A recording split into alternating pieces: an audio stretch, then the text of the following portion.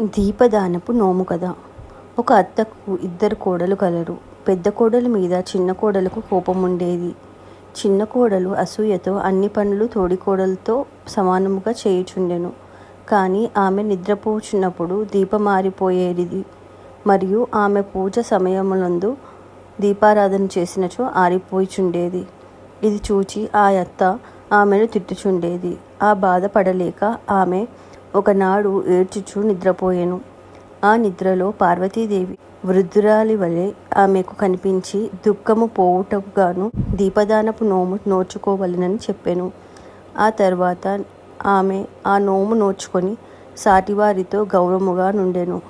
దీపదానము నోము నోచిన నెలతకు పాపాలు పోవును, పరమ పుణ్యము వచ్చు అని అనుకొని పై కథను చెప్పుకొని అక్షంతలు వేసుకోవలెను. ఉద్యాపనము. ఈ నోము కార్తీక మాసంలో నోచవలెను.